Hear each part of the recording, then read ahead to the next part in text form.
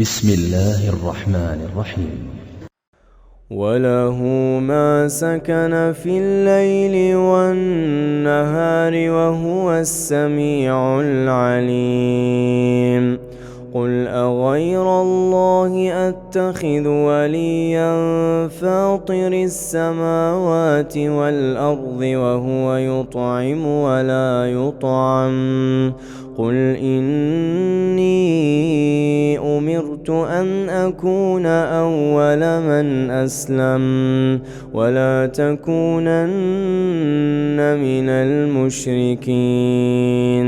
قل إني أخاف إن عصيت ربي عذاب يوم عظيم. من يصرف عنه يومئذ فقد رحمه وذلك الفوز المبين.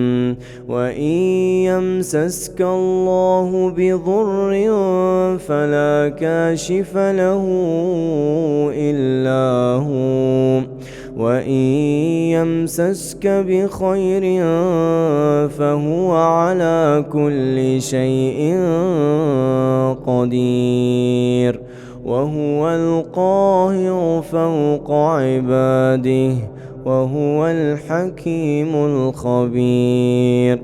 قل أي شيء أكبر شهادة قل الله شهيد بيني وبينكم. وأوحي إلي هذا القرآن لأنذركم به ومن بلغ. أئنكم لتشهدون أن مع الله آلهة أخرى قل لا أشهد. قل إنما هو إله واحد وإنني بريء مما تشركون. الذين آتيناهم الكتاب يعرفونه كما يعرفون أبناءهم الذين خسروا أنفسهم فهم لا يؤمنون. ومن أظلم ممن افترى على الله كذبا أو كذب بآياته إنه لا يفلح الظالمون.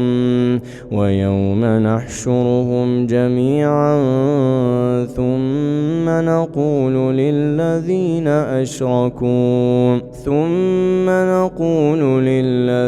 أشركوا أين شركاؤكم